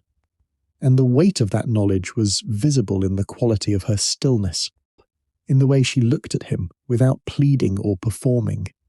She simply looked at him and waited for whatever he decided. He lowered the sword.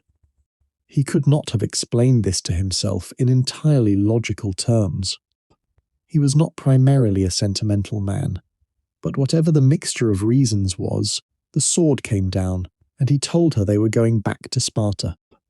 Helen looked at him for a moment with the particular expression of someone who has survived something enormous and has no energy left for strong reactions. Then she gathered whatever she intended to carry and walked with him toward the ships. Troy burned behind them. The fires that Hecuba had dreamed of before Paris's birth. The flames she had seen consuming the walls and the palace and everything her life had been built on were real now and visible for miles.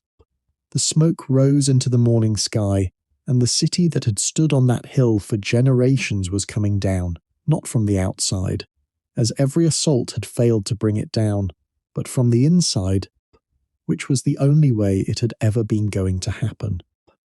The Greeks loaded their ships with plunder and with captives, and with the exhausted satisfaction of people who have wanted something for 10 years and have finally gotten it, and who are discovering that the getting of it feels less like triumph than like the end of something, which is what it is.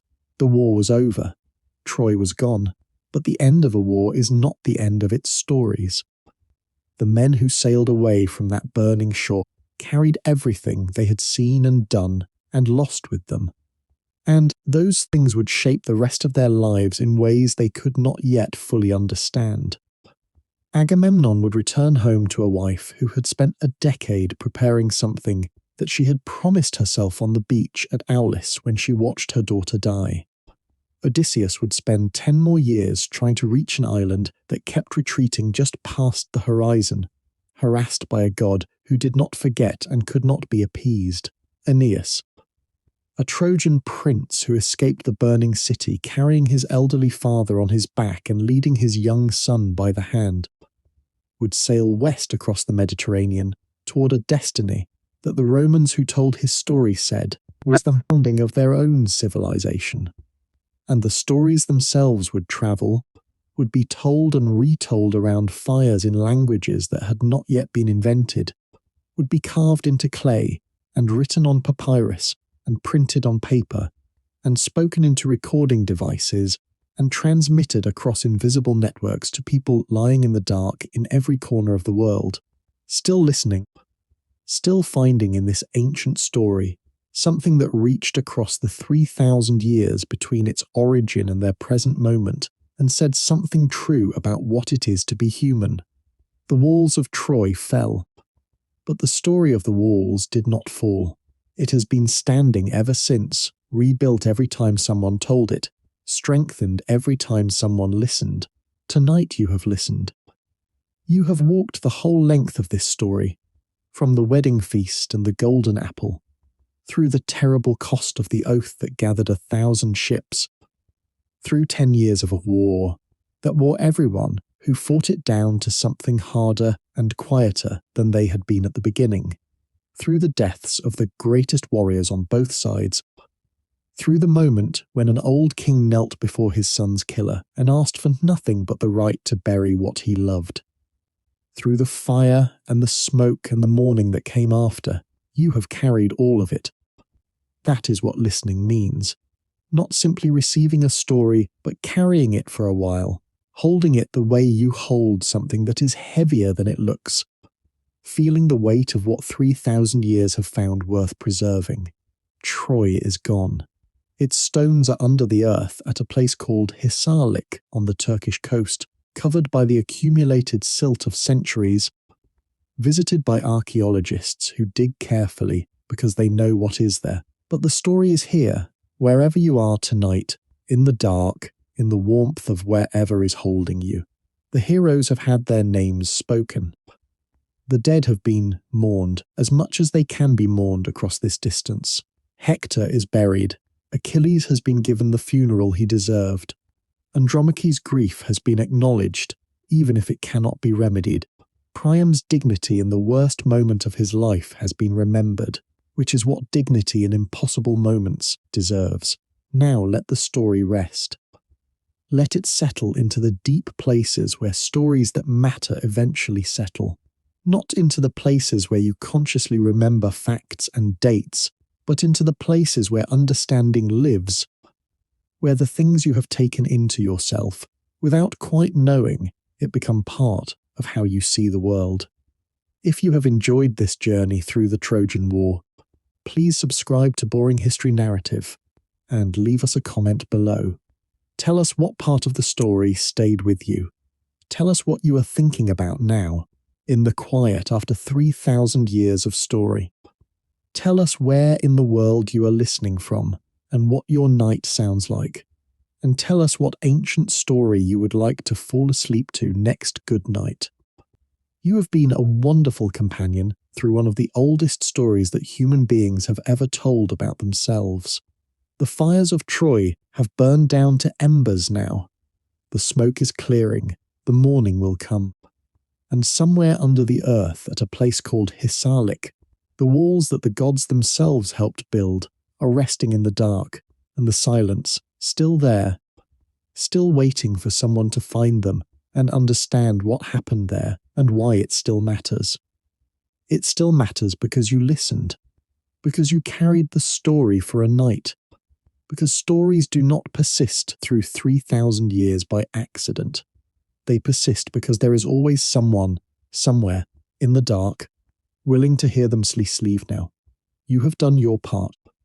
The story will continue without you until you wake. That is the nature of stories this old. They never entirely stop. They pause while their listeners rest, and they resume when the listeners are ready. Ret well. The ancient world is quiet tonight. Troy is at peace, and you have helped by listening to keep the memory of what happened there alive for one more night. Good night. There is more to tell about the years between the landing and the quarrel of Achilles, more to tell about the way that a decade-long war shaped the men who fought it and the city that endured it.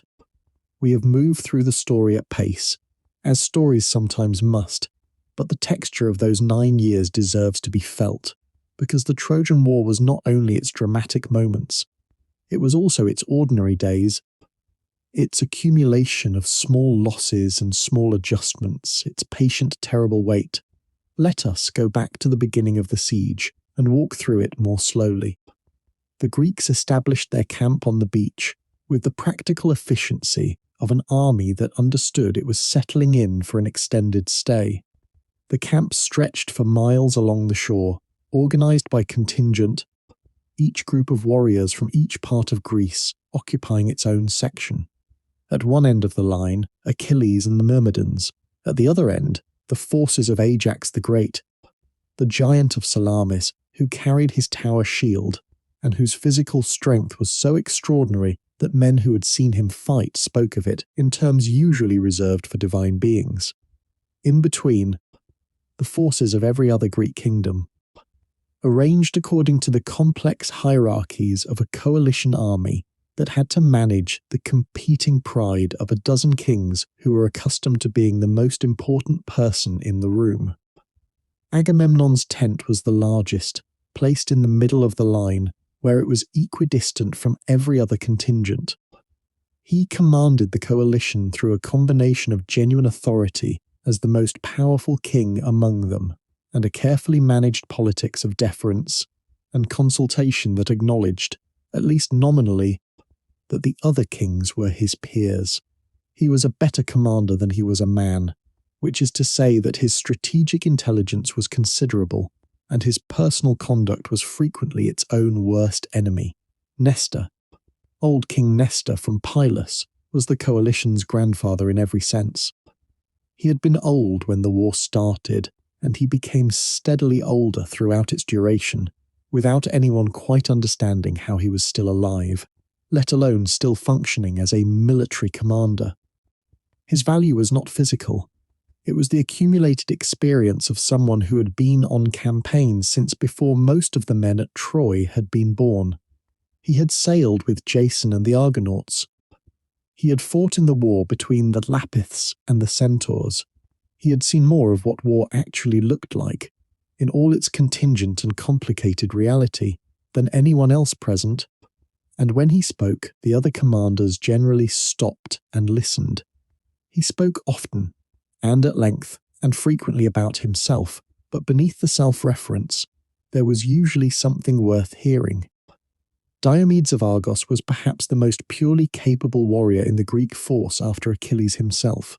He was young for a king, barely 30 when the war started, and he had the combination of physical skill and battle intelligence that the greatest warriors possess.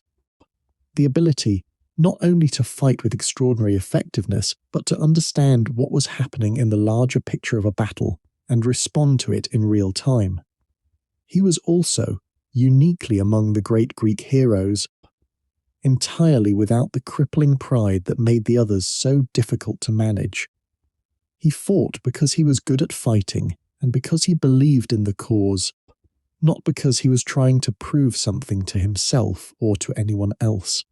Athena favoured him, perhaps because he reminded her of herself in this respect. Capable of extraordinary things and largely uninterested in making everyone acknowledge how extraordinary they were.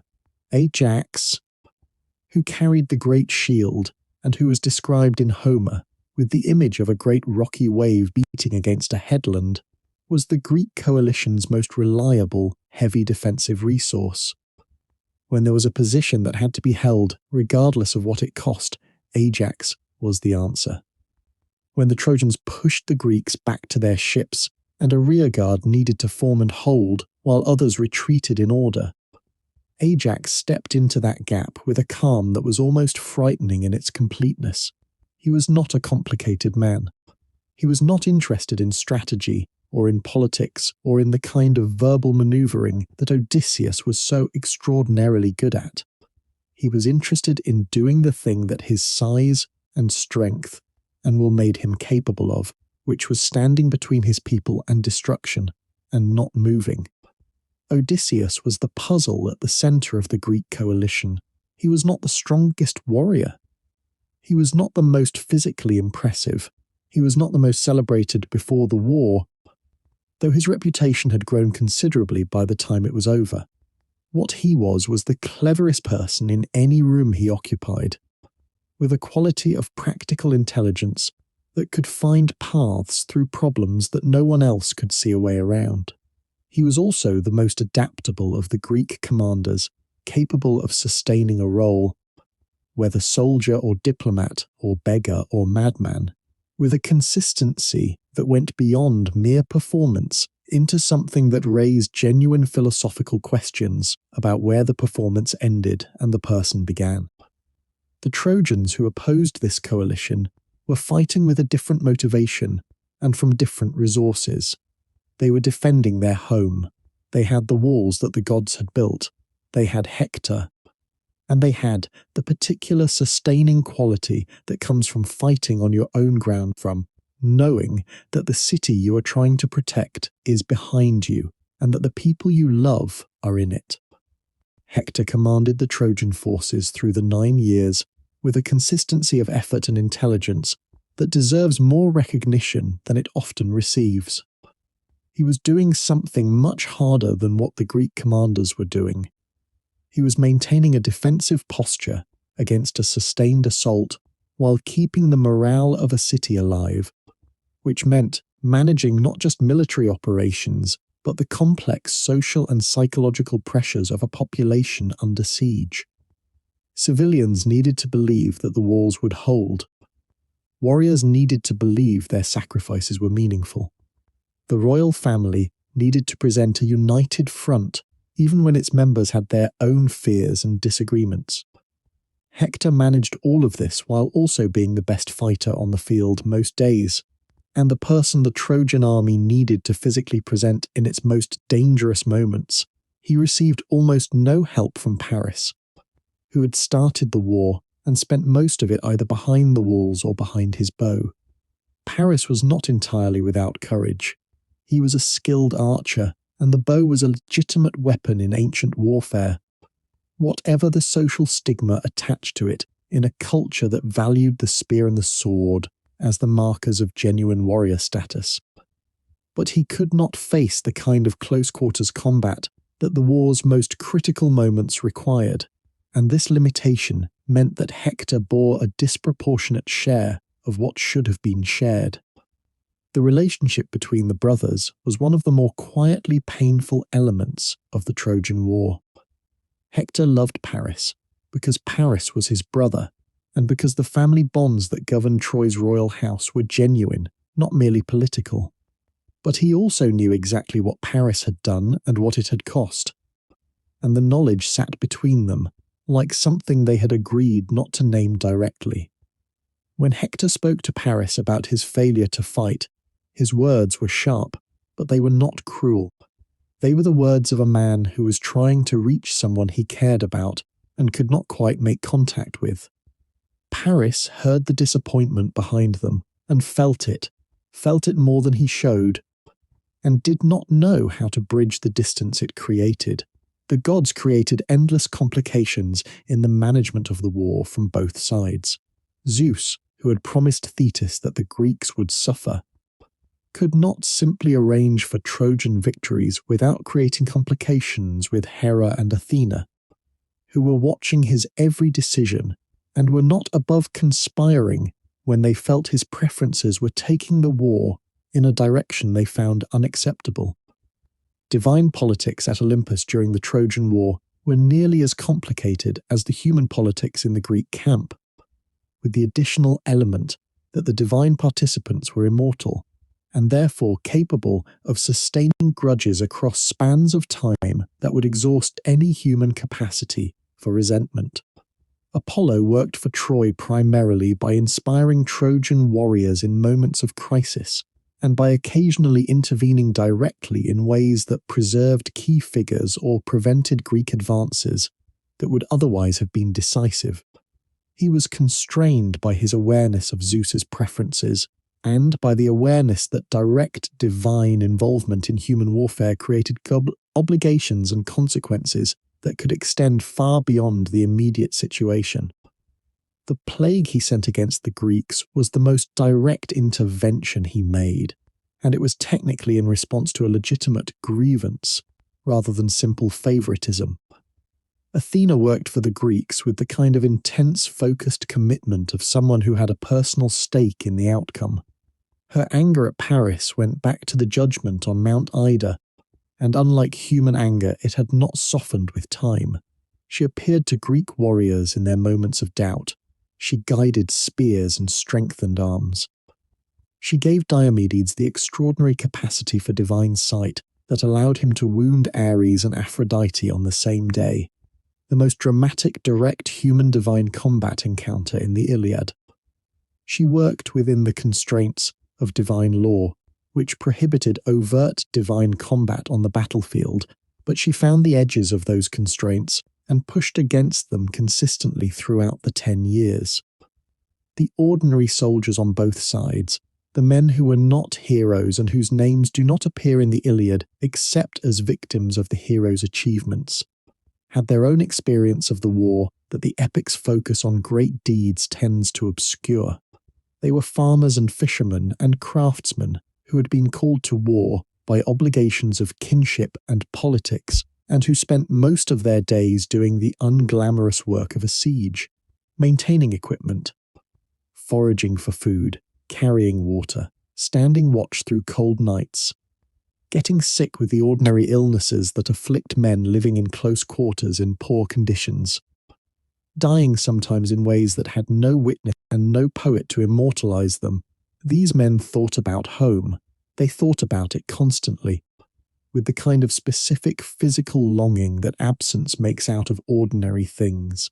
The particular way light fell in a room they had not seen in years, the smell of their wife's hair, the weight of their child when the child was small enough to be carried, the sound of their own language, spoken by people who knew them, the accumulated sensory reality of a life that was continuing without them, somewhere far enough away that it had started to feel almost like a memory of something that might not be real anymore. The Greek camp developed its own culture over the years, its own social hierarchies and alliances, its own disputes and resolved disputes and unresolved tensions, its own ceremonies and rituals and ways of marking time, its own relationships between men who had been strangers when they arrived and who had become, through the compressed intimacy of shared danger and shared boredom, something else. Not always friends, sometimes enemies, but always people who knew each other in the particular and non-transferable way that long shared experience creates. The Trojans inside the walls had their own version of this. A city under siege develops a relationship with its walls that is different from a city's ordinary relationship with its architecture. The walls become something close to the city's sense of itself, the physical expression of its continued existence. Every morning that those walls still stood was a kind of renewal. Every evening that the Trojans came back inside and the gates closed against whatever the day had brought was a small and important survival. The walls that Poseidon and Apollo had built, whatever curse lay on them, were doing what they had been built to do, and the Trojans who lived under their protection knew it. Women managed the city while the men fought below. This is true of every city at war, and it was true of Troy. They worked the looms, and managed the households, and raised the children, and tended the wounded, and performed the religious duties that kept the gods' attention, and maintained the social fabric that held the community together under pressure. Hecuba was the centre of this, the queen who had been there since before the war started, and who remained present and functional through laws that would have destroyed most people. She buried sons. She watched daughters grieve.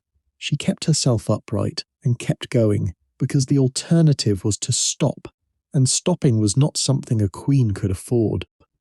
Andromache watched the war from the walls with the specific helpless attention of a woman who understood exactly what she was watching and could not influence any of it.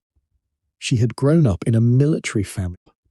Her father had been a king and a warrior, and she had spent her childhood listening to men discuss battles and strategy. She understood what she saw on the plain below the city with a precision that might have been valuable if there had been any mechanism for that understanding to matter. There was not.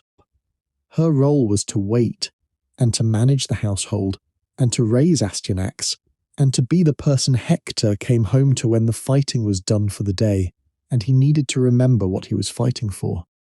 The boy Astyanax was growing.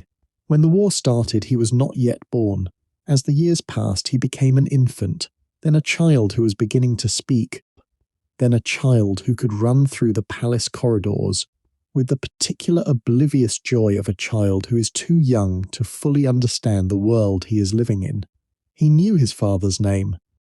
He knew that his father was important, and that people showed his father a special kind of respect. He knew that the sounds that sometimes came from outside the walls were something serious. He did not yet know how serious. Children protect themselves from what they are not yet able to bear, and the Trojan children had developed a kind of normalcy inside the walls that the situation would not have seemed to permit. And through all of this, through 9 years of war and grief, and the slow erosion of a city's certainties, the story moved toward the moments we have already told. The quarrel of Achilles and Agamemnon, the withdrawal of the greatest warrior, the death of Patroclus and the grief that unlocked the fury, the death of Hector and the grief that unlocked the humanity, the old king and the young warrior weeping together in a tent on a battlefield, finding across everything that separated them the single point of contact that made them both simply men who had lost what they could not bear to lose. The story of the Trojan War is finally a story about that. Not about walls, or ships, or divine politics, or military strategy. About what human beings do with loss, how they carry it, and what it turns them into, and whether there are moments, even in the worst circumstances, where the human capacity for recognition breaks through and sees the person on the other side of the conflict as exactly that, a person, with the same weight of grief and love and regret. The same capacity for doing things they will not be proud of later. The same irreducible and inconvenient humanness. Priam saw it in Achilles. He came to the tent of the man who had killed his son, and he looked at him and found, beneath the armour and the rage and the grief, someone who also had a father who loved him. He reached for that. He asked Achilles to look at what they shared, rather than at what divided them.